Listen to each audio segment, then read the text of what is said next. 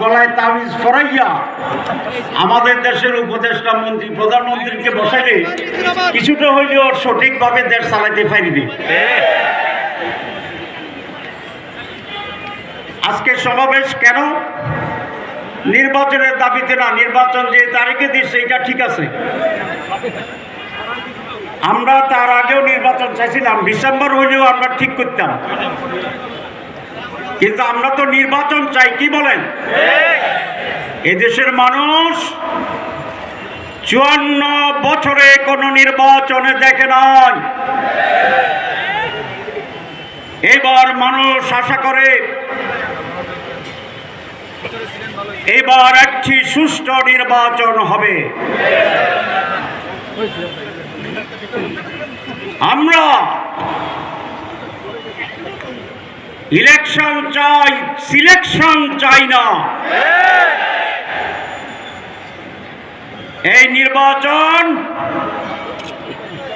একটি ডিজাইনের মাধ্যমে সম্পন্ন করে জনগণের ভোটাধিকারকে আবার হরণ করার পায়তারা ষড়যন্ত্র চলছে। যদি সেই রকম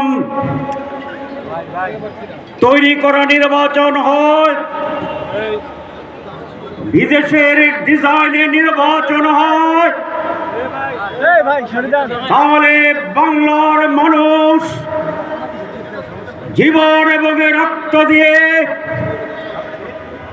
একটি সুষ্ঠু নির্বাচন আদায় করবে ইনশাআল্লাহ। আমরা আবারও বলতে চাই মাইকে, বাংলাদেশ জামাত ইসলামী নির্বাচনে যেতে চায়,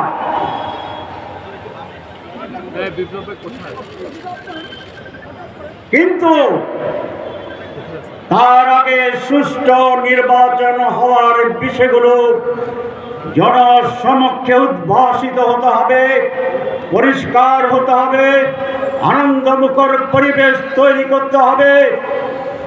সরকার যেই ঘোষণাপত্র দিয়েছে, একটি মাত্র দল অভিনন্দন জানিয়েছে, বাকি সকলে ইতিবাচক বলে বলেছে যদি এটা করা হয়, যদি ওইটা করা হয়, যদি পূজা করা হয়, তাহলে মেজরিটি দল শর্তহীনভাবে এই ঘোষণাকে গ্রহণ করে না। নির্বাচনে আমরা বলেছি সুষ্ঠু নির্বাচনের জন্য সংস্কার জরুরি। সরকার বলেছে, প্রধান উপদেষ্টা বলেছেন, মাসের পর মাস সংস্কার কমিশন করে আমাদের প্রচুর সময় নিয়েছেন, ব্রেনস্টর্মিং হয়েছে। সব কিছুতে ঐক্যমত্য হওয়ার পরে তারা বলছেন এটার কোনো আইনি ভিত্তি নাই। তাহলে আইনি ভিত্তি যদি না থাকে, তাহলে সংস্কার কি হয়েছে? ইমানের 3 অংশ, মুখে উচ্চারণ, মনে মনে বিশ্বাস এবং কর্মে বাস্তবায়ন। সংস্কারের 3 অংশ, ঐকমত্য পোষণ, আইনি মর্যাদা প্রদান এবং সেটাকে কার্যকর করো। আমাদের সরকার মুখে স্বীকার করছে, আর 2টা করে না। ইমান আনছে, সংস্কার হয়েছে। আপনি বলছেন সংস্কার জরুরি, এখন সংস্কার ছাড়া আপনি কি করতে চান? আমরা চাই যে সমস্ত জায়গায় সংস্কারে আমরা একমত হয়েছি, সেইটার আলোকে আইনের মাধ্যমে আগামী নির্বাচন হতে হবে। আমাদের বন্ধুরা বলেন সংস্কার আমরা পার্লামেন্টে গিয়ে করব। তো যদি আপনারা পার্লামেন্টে গিয়ে করেন, তা এখন করতে অসুবিধা কি? তাইলে কুছ কালা হয়। हाय और नहीं हाय কি বলেন হায় और नहीं हाय এই কোন কালো দাগ নিয়ে জনগণ বিতর্কিত নির্বাচন আর যাবে না চায় না। অনেকে বলছেন যে আমরা পিয়ার বুঝি না। গতকালকের একটা সার্ভে রিপোর্ট দেখেছেন 71% লোক পিয়ারের পক্ষে। তাহলে আমরা যারা রাজনীতিবিদ যারা আমরা বুঝি না, মূর্খ জনগণ তো বুঝে। যদি তারা না বুঝে তো 71% আমরা কেন? তাহলে আপনি বুঝেন না এটা ঠিক, না আপনি বুঝেও বুঝেন না কোনটা ঠিক? আমরা বলছি যে আমরা গণতন্ত্রের পক্ষে। তো গণতন্ত্র হচ্ছে মেজরিটি মাস্ট বি গ্যারান্টেড, হচ্ছে গণতন্ত্র। 71% লোক কি মেজরিটি না মাইনরিটি? ওনারা 71 লিখতে কিভাবে লিখতে হয়? 7-1 7-1। চশমার কারণে একটু উল্টা দেখছে 17। 71 কি 17 দেখা যায়নি? যায় আপনারা এগুলো পড়েন। আমি মাঝে মধ্যে উল্টা দেখি। 32-23 মনে হয়, 40-26-42 মনে হয়। তো যদি 71% লোক যদি পিয়ার চান, তাহলে আপনাদের বিরুদ্ধে করার কি অধিকার আছে? মেজরিটি মানুষের মত প্রকাশ এবং সেইভাবে কার্যকরণের নাম হচ্ছে ডেমোক্রেসি। যারা মুখে বলে ডেমোক্রেসি, বৃহত্তর জনগণের মতকে গুরুত্ব দিতে চায় না, তাদের ব্যাপারে বলা যায় মুখ মে শেখ ফরিদ, বগল মে, ওইটা আপনারা জানেন। সুতরাং আমি বলতে চাই, বক্তব্য বেশি দেব না, আসুন ডায়লগ করি। সরকারকে আহ্বান জানাবো রাজনৈতিক দলগুলোর সাথে ডায়লগে বসেন।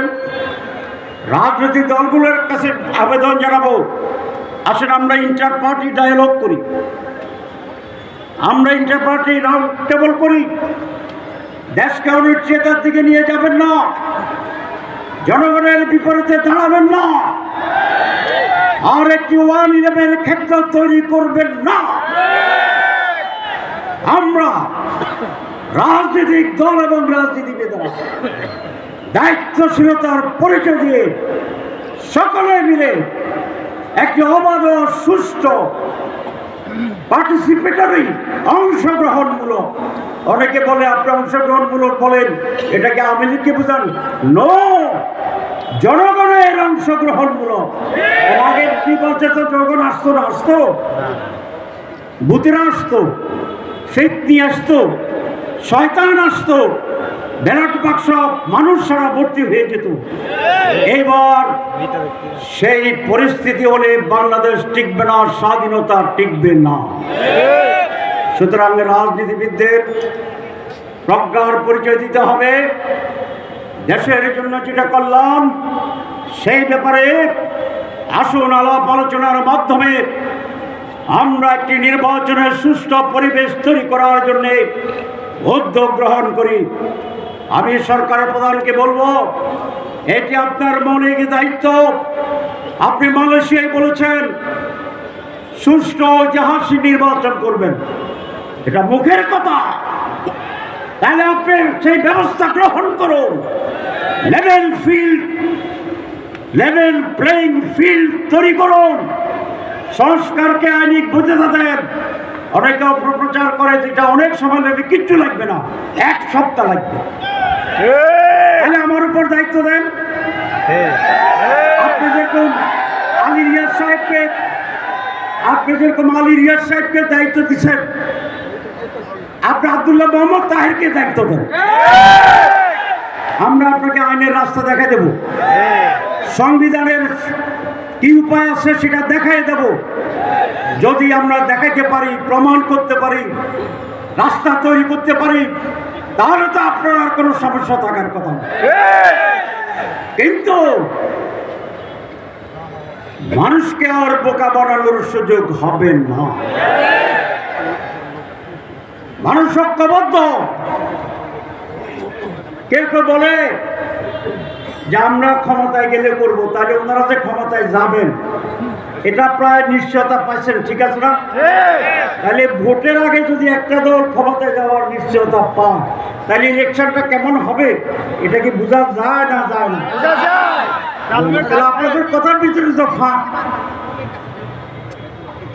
আমরা জামাত ইসলামী